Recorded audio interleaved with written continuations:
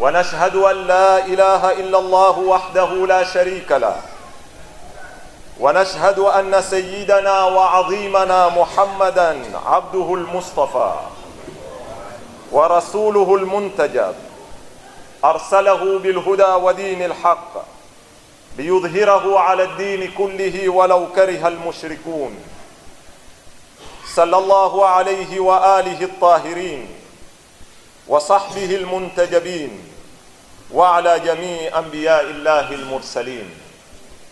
عباد الله، أوصيكم ونفسي بتقوى الله، فإن الله مع الذين اتقوا والذين هم محسنون. Ndugu zangu Waislamu, kwanza hatuna budi kumshukuru Mwenyezi Mungu Subhanahu wa Ta'ala kwa kutupa taufiki ya kufunga mwezi mtukufu wa Ramadhani, na pia kutupa taufiki tukapambaukiwa na usiku wa leo na tukaweza kuhudhuria hapa msikitini kutekeleza swala takatifu kama hii ya Idi. Hizi ni katika neema zake Mwenyezi Mungu anazotuneemesha kila siku na kila dakika, na hizi ni katika fadhila zake ambazo twahitajika na twapaswa, bali twawajibika kila wakati tuzikumbuke na tuzione na tuzitumie kama alivyotaka yeye Mwenyezi Mungu tuzitumie. Ni kusikitisha iwe mmoja wetu atazitampitia fursa kama hizi asiweze kuzitumia. Ni wangapi leo waweza kuwa wayuta kwa lugha za kikwetu wa umakumi hawapati kimoya, shetani hawa hapa na pale, tumekula mtana wa Ramadhani kwa sababu zisizokuwa na msingi. Huku ni kukosa taufiki ya Mwenyezi Mungu Subhanahu wa Ta'ala. Pili, hatuna budi kutoa tahani na tabrikat kwa Waislamu wote ulimwenguni kwa kupitiwa na Idi kama hii. Ingawa maeneo mengi ya Waislamu Idi yawapitia wakiwa katika harakati ambazo haziolikani mwelekeo wake. Kila ufunguapo TV huwaka fujo, maandamano, serikali yaanguka hii kisimama hii, na watu wamekodoa mato wajiuliza mustakbal wa umma wa Kiislamu ni upi, kwa sababu pale yanapotokota yale yatokotao, ikiwa ni Arabuni, pale ndipo panapoathiri katika kila pembe ya umma wa Kiislamu. Matokeo mazuri ya pale ni mazuri yetu, na matokeo mabaya ya pale ni mabaya kwetu. Tumuomba Mwenyezi Mungu Subhanahu wa Ta'ala kwa baraka ya siku kama hizi aete nasri yake, aete ushindi wake, na aete fathi yake. Umma wa Kiislamu uwe utarudi katika nafasi yake. Tatu, ndio kiini cha mazungumzo yangu. Sisi kila mwaka twafunga mwezi wa Ramadhani, na tukimaliza kufunga hukusanyika misikitini kuswali Idi. Na kila mwaka huenda haji au hupitiwa na siku za haji, na ikifika tarehe 10 huingia misikitini tukaswali. Idi mbili hizi za tupitia mara kwa mara, lakini Waislamu wanayamazoea, wanayohitaji kuyajua. Na hatari kubwa ni pale jambo la sharia, jambo la kimsingi, jambo ambalo lina filosofi kubwa katika maisha yako likabadilika likawa mazoea. Chembelecho wazungu hutuambia likawa rutini. Kama kawaida wewe huamka asubuhi, ukanwa chai, ukaenda zako kazini, kukiadhiniwa dhuhuri, ukaenda ukaswali, ukarudi nyumbani ukala lunch, ikimalizika, ikifika usiku, ukaingia nyumbani ukala dina, ukaenda maskani zako, ukafika wakati wa kulala ukalala. Hii ni routine, mazoea ya kila siku. Sasa ikiwa na hizi swala tuswalizo, saumu tunazofunga zitabadilika ziwe ni nini? Ni mazoea. Ndipo pale tunapokuwa tuko katika hali ibada hizi tunazozitenda hazina matokeo katika maisha yetu, impact yake inakuwa haionekani, kwa sababu jambo la kimazoea laweza kufanya kazi likiwa ni jambo la kimaterial. Mfano, ukila ujue falsafa ya kula, usijue ujue chakula hiki ninachokula kina vitamin A ama hakina, ujue kina vitamin B ama hakina, kitakupa.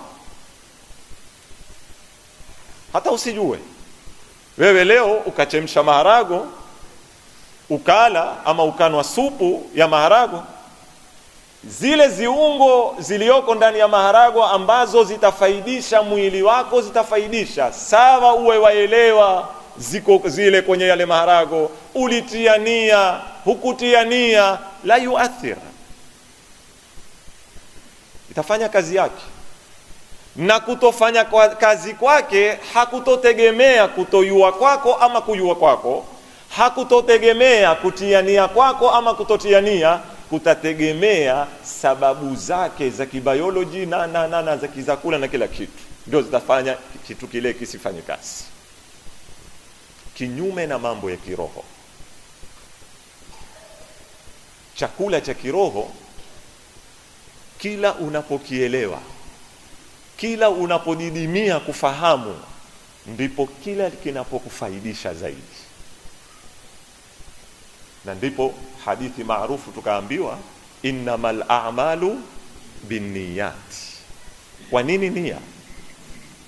Na nia si ile umeweza kwenda kusimama chooni ukanena nawaitu fardhal wudhu, wala nia si ile ulosimama hapa kwenye kuswali ukanena nawaitu fardha salati dhuhuri 4 rakaati. Ile waitamka tu, lakini nia ya kihakika ni alqasdul qalbi, wanasema ni ule moyo wako kuelekea kile kitendo unachokifanya. Wakati unapofanya, usiwe hufanya ni kama mtu mwingine kuinua mkono kuikuna, wafanya ukijua nafanya nini. Ndio maana ya nia.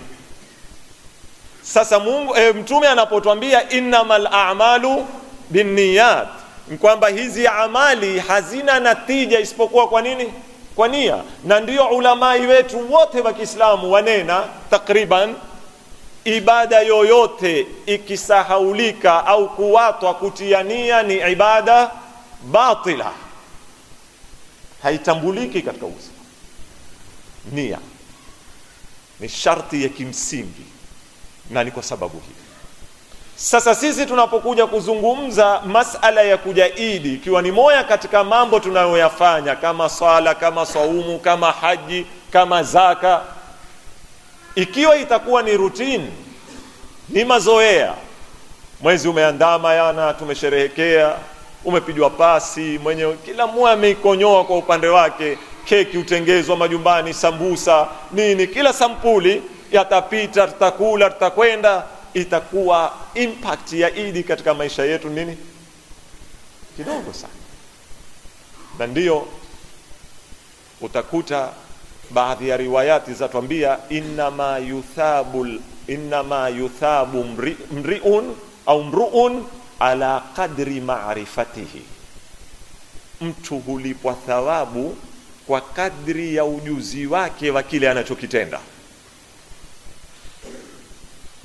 Sisi mara nyingi tufahamu pengine mtu hulipwa thawabu kwa kadri ya sura ndefu amezoisoma, wewe ukapiga Bakara, ama mtu hulipwa thawabu kwa kadri ya kurukuu kwa urefu sana. Naam, sineni hazina thawabu hizi, sijida ndefu, lakini tukisahau kipengee hiki, thawabu pia zaja kwa kadri ya lile unalolifanya, walielewa unalolifanya ni nini na filosofi yake ni nini na unachokitafuta katika kile ni nini. Sasa sisi tumekuja kwenye Idi, tutafuta nini? Ni nini hichi tunachokifanya? Ndio tuelewe tutaweza kutekeleza kwa mipaka ipi. Na huwezi kupata majibu ya haya kwamba sisi tuko hapa kwenye Idi twataka nini, twatafuta nini, twafanya nini, mpaka upate majibu huku tulipokuweko tulikuwa twafanya nini. Kwa sababu hizi Idi mbili za Kiislamu, Eidul Fitri na Eidul Adha, ukizitamali zote zimefungamanishwa na tendo nyuma. Si Idi tu imekuja utangazwa yom sikukuu, la, kumekuja jambo, imekuja saumu shahri Ramadhan, kisha ikaja Idi. Imekuja haji, kisha ikaja nini? Ikaja Idi. Tumefahamiana? Sasa utaona huwezi kufahamu falsafa ya Idi ya mfungo kwanza ikiwa hukufahamu mafungamano yake na mwezi wa Ramadhani na saumu. Huwezi kufahamu falsafa ya Idi ya mfungo tatu ikiwa hujafahamu mafungamano yake na ibada ya nini?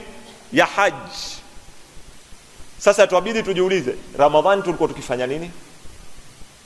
Na ni nini tulikuwa tukitafuta Ramadhani? Ndio tutakuja kupata jibu la hapa. Na suala hili mimi nimelijibu kwenye Idi nyingi, na katika kila Idi najaribu kuonesha pembe katika pembe zake, na leo nimetagua pembe nyingine, nikimaanisha jawabu ninalolijibu si jawabu kamili na la kipekee, bali ni moja katika majawabu yanayotengeneza mwelekeo na mfumo kamili wa saumu.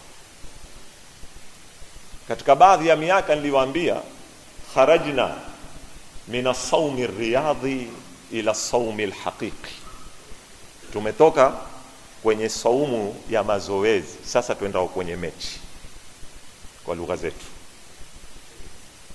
Kwamba Ramadhani sisi tulikuwa hatufungi, Ramadhani tulikuwa tufanya mazoezi ya kufunga. Kama tuna mechi kali final, kwenda mazoezini, ukapigishwa mbio, physical, sijui nini, ball work, kila kitu. Na siku ya mwisho, siku ile mwendao kuteza, sijui vijana wa sasa, lakini wakati wetu siku ile kesho ndao kuteza huwa kuna klasi ya blackboard, sio? Ukafundishwa tena ile nini? System. Sasa kiwa ni watu wa 442, kiwa watu wa 433, watu wa 424, sijui jamaa. Sasa Mwenyezi Mungu ametaka kabla ya kushuka uwandani kuteza tuye hapa msikitini kwanza. Tushamaliza mazoezi, tuendao kuteza system gani? Break kidogo. Shajaza pumzi, physical, mwili uko tayari, mshapangwa, timu iko kamili, goli nani, paka mwisho hisabu. Lakini hata tusimame sasa tuje tuoneshwe sisi tuendao kuteza vipi, tuenda kwenye saumu ya kihakika. Haya niliyazungumza kwa urefu. Ikiwa pale ulijiziwia kunwa mai, sasa wenda kujiziwia kufanya haramu. Ikiwa pale ulijiziwia kumkurubia mkeo mpendao halali yako, umeozwa msikitini, sasa wendao kujiziwia usiingie katika zina. Ndio nini? Ikiwa pale ulijiziwia siku zile za Ramadhani, atukinena saumu tabatilika, wewe simwambe mtu, usinene urongo. Sasa wendao kujiziwilia kuimplement haya mambo kwamba sasa tunataka kuwa watu wa kweli katika maisha yetu, watu wa ahadi, watu hatuambi, watu hatuneni urongo, watu haturushani, kila mmoja apijana akifungua madini asileta haramu, hata kama izitaliwa baadaye, lakini kile cha kufunguliwa madini kisiwe cha nini, cha haramu. Sasa tunataka tusile haramu kabisa na mpaka mwisho jaza. Haya ndio leo nataka kuangalia angle nyingine. Angle nyingine yasema hivi, filosofi yake, huwezi kutekeleza msimamo wowote wa kisharia ikiwa hukutengenezea mazingira. Na wakati hauniruhusu kuipanua hii, lakini nitajaribu kuifahamisha vizuri. Kuna hukumu shar'i, kuna na mazingira ya hukumu shar'i. Mathalan, hukumu shar'i ni haramu kuzini. Hukumu shar'i ni haramu kujepa. hukmu shar'i ni haramu kudhulumu. Hukmu shar'i zisabu ni wajibu kuswali, ni wajibu za kuwata na kutenda. Paka hapo hayatosha Uislamu kuwa umetekelezwa, na hukmu shar'i zataka kutengenezewa nini? Mazingira. Kuna wakati watu waweza kuwata hukmu shar'i kwa sababu hawataki, ni maasi, hawataki kutekeleza ahkam shar'ia. Kuna na wakati watu waweza kuwata kutekeleza ahkam shar'ia kwa sababu hakuna mazingira ya kutekelezwa nini? Ahkam shar'ia. Tutukue mfano wa zina. Kuna watu sampuli mbili huzini. Kuna watu huzini kwa sababu wameamua kuzini, hata itani usat. Kuna na watu huzini kwa sababu ameemewa na presha ya matamaniwa na hajui ayatekeleze wapi matamaniwa yale. Huyo azini kwa sababu hajatengenezewa mazingira ya kumlinda asizini. Nayo ni ndoa. Ndoa si kuoana. Ndoa yatengeneza mazingira kufanywa mengine ama kuepukwa nini? Mengine. Sasa yule barobaro ambaye anaafia, na sitaki kuambia watu kwamba natoa tikiti za watu kufanya nini? Kufanya maasi. La, na ieleza ile hali ilivyo. Ule barobaro ambaye anaafia, damu yachemka katika mwili, amekewa zikwazo katika jamii kila aina za kufanya suala la ndoa ni jambo karibu mustahili. Kama ajenga unyumba,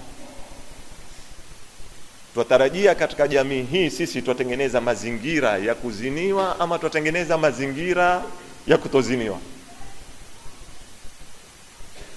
Sasa pale mawaidha peke yake hayafanyi kazi, kwa sababu si hukumu peke yake haikutekelezwa, kuna na mazingira. Mashekhe waweza kuwa hupiga mayowe kuwashambulia barobaro, kwa nini mwazini, kwa nini mwatembea mabarabarani, kwa nini kwa pijana zikumbo, lakini hawapigi mayowe kwa nini masala ya ndoa yaanguka katika hii jamii na yafanywa mazito, na kwa nini hakutafuti ndia kukasuluhishwa. Ni unena mara nyingi. Na hapa kutaka kubadilishwa mambo mingi, kuteremshwa mahari, si tu kuangaliwa ndia za misaada za watu kuozwa, kwa sababu pia hatuwezi kunena jamaa kwa Allahumma swali, kwa sababu mwisho fi nihaya hata kile utoacho kitando utakwenda kulalia mwenyewe na kabati utakwenda kutia nguo ni wewe. Lakini leo kuna haja matajiri wetu kubadilishwa fikra zao, waambiwe ile hadithi munaosomewa mara nyingi wakati mukijenga misikiti, man bana lillahi baitan bana Allahu lahu qasran fil janna, atakai kumjengea Mungu nyumba hapa duniani na Mungu naye atamjengea palace wapi? Akhira. Naam, hadith sahih, sawa sawa. Lakini ambiwe kuna na hii nyingine, ma buniya bina'un fil islami afdalu min at-tazwij, hakuna jengo litajengwa katika Uislamu ni bora kuliko jengo la ndoa. Lakini hadithi hizi hakusomewa. Sasa ikiwa ukijenga msikiti hapa utajengewa palace akhira, na ikiwa hadithi yanena na hakuna jengo litashinda ndoa, kwa hivyo ndoa ni jengo bora kuliko nini? Kuliko msikiti. Kwa hivyo peponi itakuwa nini? Sasa kukatokea matajiri ambao wakaja kukawekwa miradi ya kuoza nini? Barobaro. Lengo na shabaha ni nini? Ni kutengeneza mazingira ya nini? Ya kutekelezwa hukumu shar'i. Ono ni mfano na mingi. Mimi hupiga mfano swala ndani ya nyumba. Haiwi wewe baba ama mama kuinuka tu, umeswali, nenda kaswali. Haiwi. Tengeneza mazingira nyumbani ya kuswaliwa. Kijana ataswali yeye mwenyewe. Haina haja ya mabati wala simbo wala wewe umeswali fujo. Lakini angalia kijana kiinukia aone, mwainuka, tengani mahala kulingana na uwezo wenu. Fanyani, si mahala si lazima rumu, hata kipembe. Pale ni mswala pale. pale mahala pa nyumba mzima uswali pale, nawe huona ule kijana, watu huenda kuswali nyumbani, huziona mazingira yale yataifanya hukumu shar'i itekelezwe bila ya mavutano na bila ya mabati. Kono ni mfano, naweza kupiga mifano mingi. Kama leo tuko na tatizo la drugs, twaweza kuvutana na vijana watumiao, lakini je, tumetengeneza mazingira ya kulinda jamii yetu zisije? Tumetengeneza mazingira ya kuwalinda wale wasende?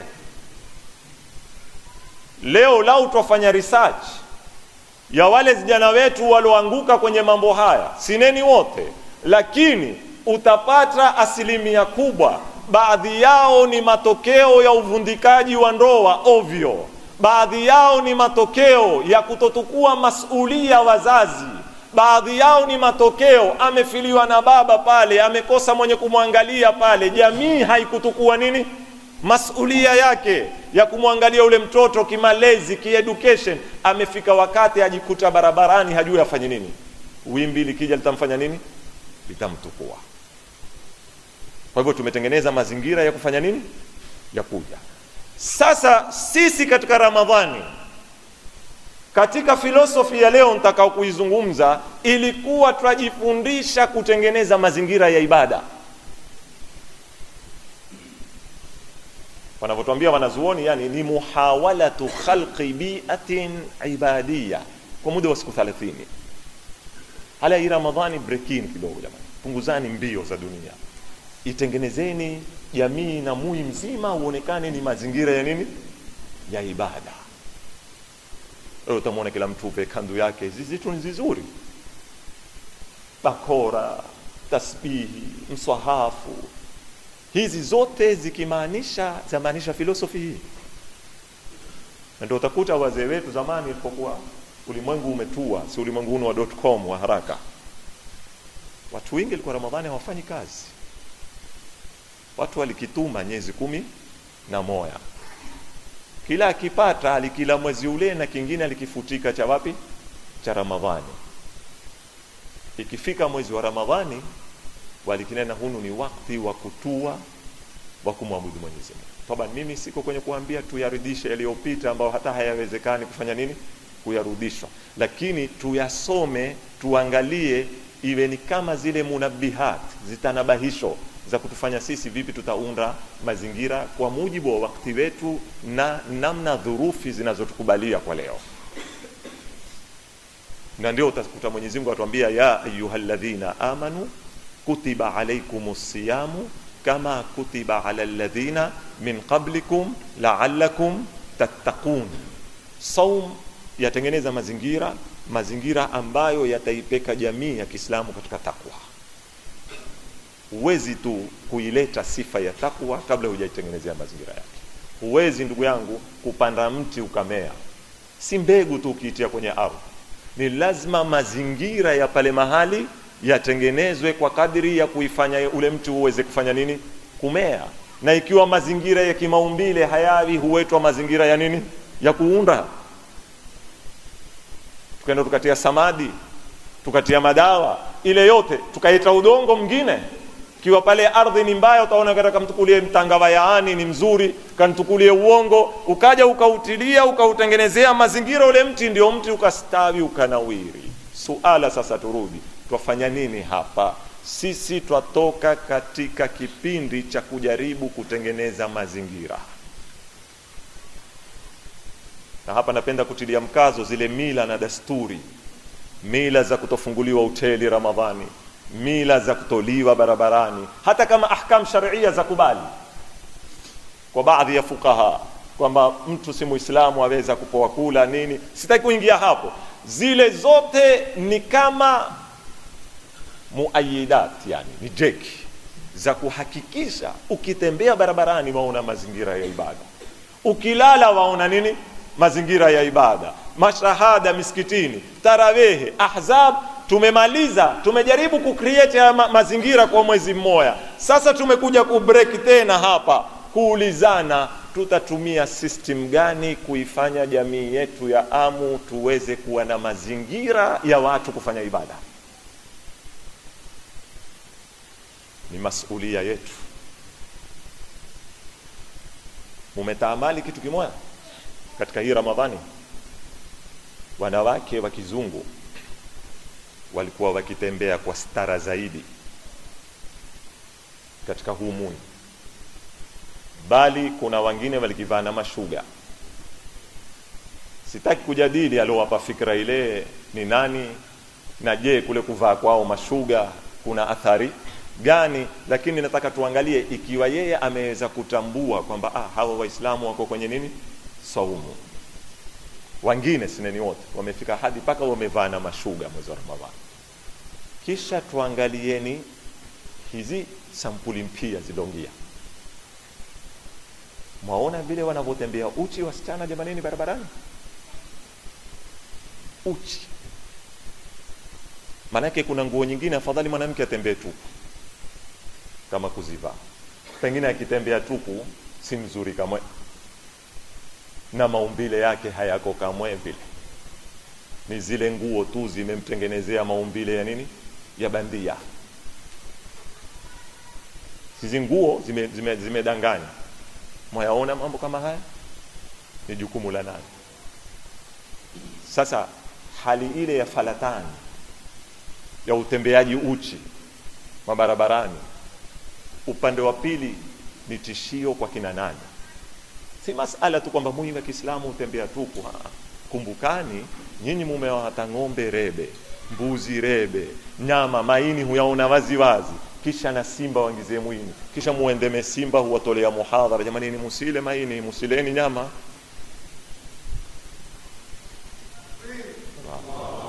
Manake ikiwa sisi wengine huregarega zetu zimezie, kuna wengine wako sawa huamkia sasa barobaro.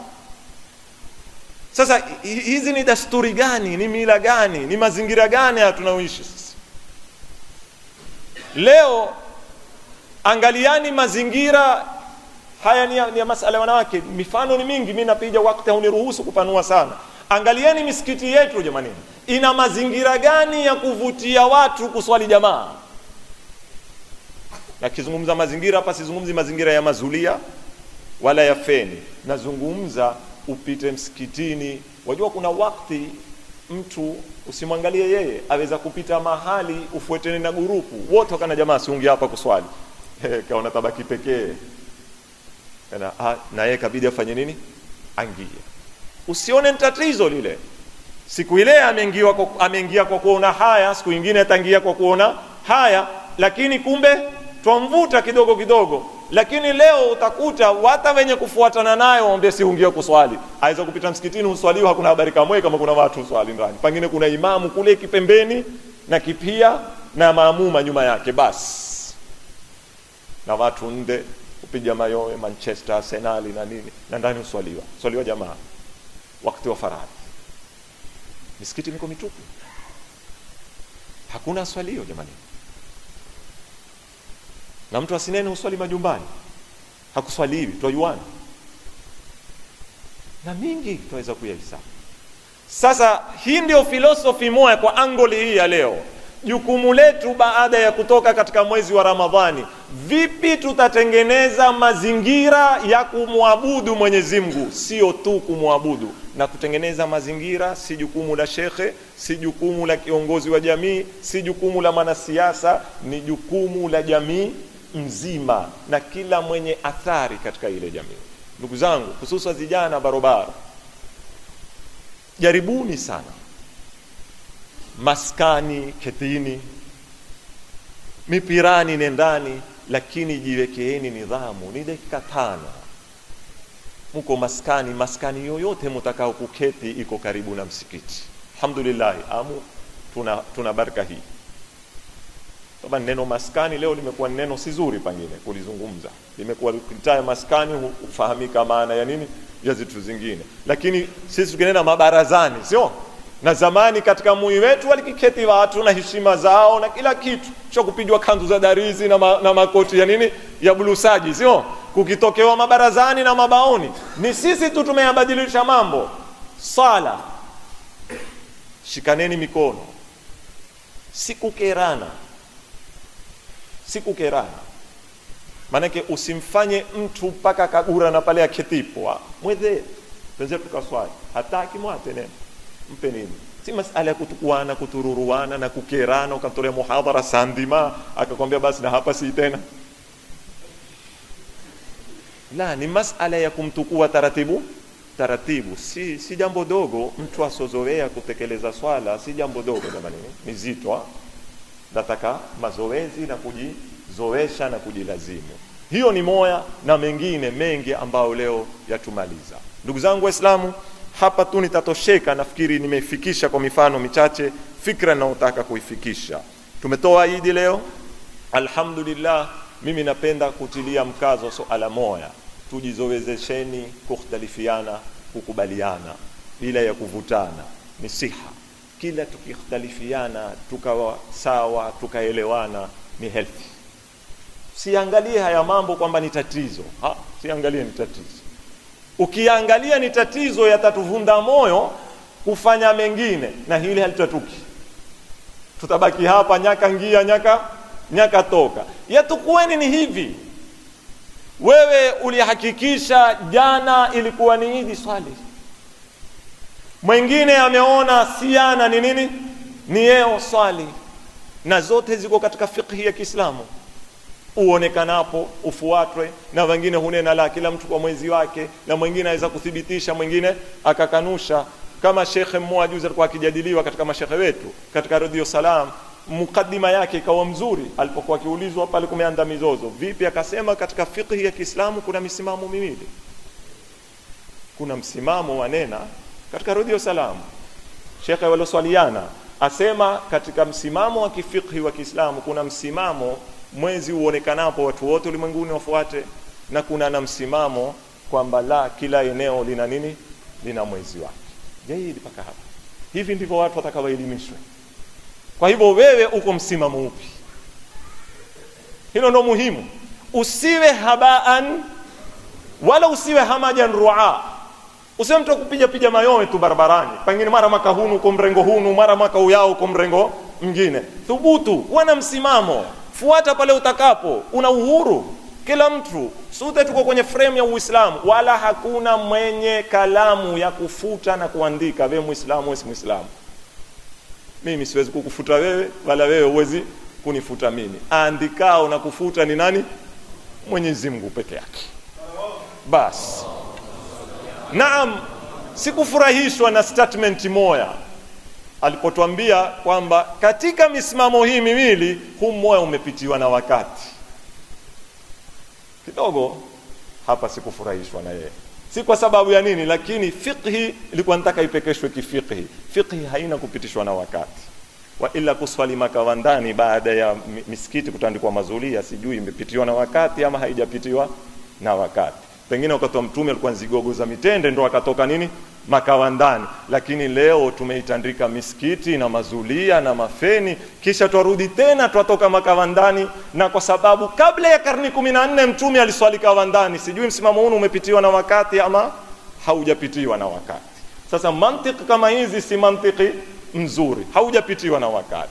Suala la tatu ni kwamba msimamo wa kufuata mwezi uonekanapo ni msimamo utaleta umoja kwa Uislamu. Si kweli. Mwezi wa Ramadhani uliopita Libya ilianza kufunga kabla ya Saudia, hatukufuata.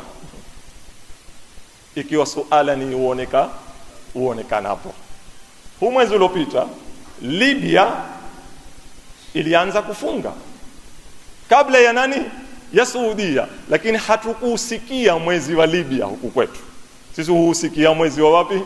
Wa Saudia tu. Na sisi tutauweta wetu wa Irani. Ala kulli hal. Sasa suala liko hapa ni kwamba uonekanapo au mpaka uonekane Saudia. Hili ni suala la kimsingi. Tatu ngine jamanini, umoja si kuswali Idi pamoja peke yake.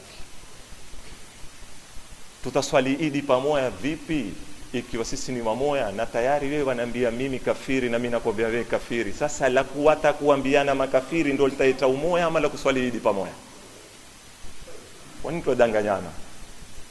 Kisha ikiwa umoya nkufuate kwa lako, kwa nini usiwe umoya unifuate kwa langu? Manake mimi nitakuvaa t-shirt nyekundu, wewe utakuvaa t-shirt ya nini? Ya yellow. Twajadiliana, kaniambia bwana, ikiwa ni umoya nsute tuvae t-shirt ya yellow, kwa nini siwe ikiwa ni umoya nsute tuvae t-shirt ya red? Sijui tumeelewana? Ama yako nitengenezwa kwa dhahabu, yetu imetengenezwa kwa udongo. Ala kulli hal, sasa hizi mantiki huzungushwa mabarabarani, nimependa tu kuziweka sawa. Mimi narudi pale pale.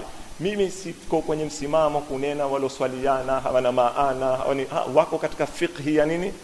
Ya Kiislamu. Na ni msimamo wa kifiqhi. Na sisi tuko kwenye fiqhi ya nini? Ya Kiislamu.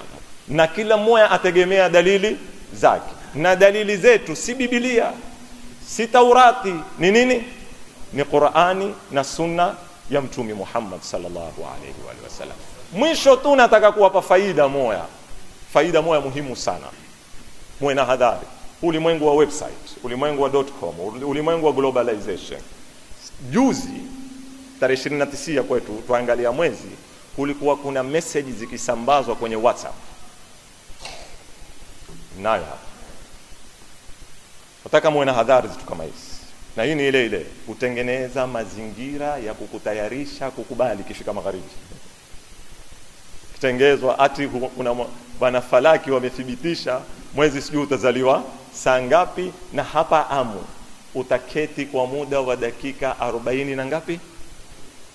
46 kama sikukosea. Iko kusambaza. Nayo hapa kwenye simu.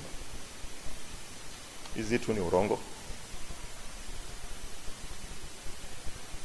Na tusitezeane katika masala, tusitoe kwenye fiqh tukaingia kwenye sayansi tukatezeana.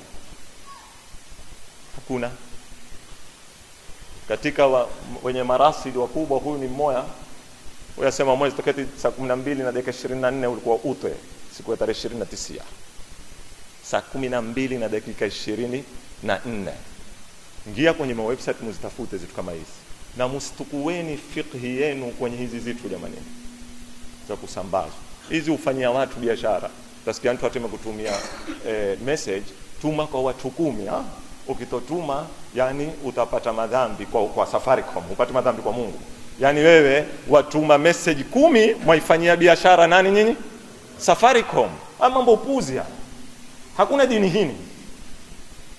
Kwa nini zile message 10 utazozituma hutukui senti kwenda kuangalia yatima ukampa?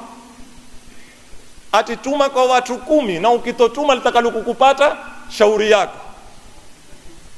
Yani mfanyie kazi Safaricom, wafanyie kazi nani? Zain. Sasa hizi zitu tutakamwe na hadhari jamani. Dini zispekeshwe sampuli hii. Dini sikoi. Dini ni philosophy, imekuja kuhukumu nini? Maisha kwa misingi ya kilogic, kwa misingi ya kimaumbile, kwa misingi ya uadilifu, si masala ya kutezana shere. Kama wataka kuweta uradi tukuwa tasbihi, uwete uradi. Wataka kunena Allahumma salli tukuwa tasbihi, hakuna atakaye kukuzibia. Wataka kuketi itikafu, kuketi msikitini, hakuna itikafu za WhatsApp wala za nini. Haya ni masala ya nini? Hapa tu nilikuwa napenda kutanabahisha na tuwe na hadhari na zitu kama hizi. Na narudi pale pale, tuweni wa moya, tushikane, tuheshimiane, tusikejeleane, wala kusiwe na mizozo. Sote alhamdulillah tutonana la ilaha illa Allah Muhammadur Rasulullah. عصمنا الله وإياكم بالتقوى وجعل الآخرة خيرا لنا ولكم من الأولى. إن أحسن الحديث وأبلغ موعظة المتقين كتاب الله العزيز الحكيم. أعوذ بالله من الشيطان الرجيم. بسم الله الرحمن الرحيم. والعصر إن الإنسان لفي خسر إلا الذين آمنوا وعملوا الصالحات وتواصوا بالحق وتواصوا بالصبر. بارك الله لنا ولكم بالقرآن العظيم وصفى قلوبنا بصفاء الذكر الحكيم وجعل منقلبنا إلى جنات النعيم. وأستغفر الله العظيم لي ولكم ولسائر المسلمين فاستغفروه إنه هو الغفور الرحيم وهو البر الكريم.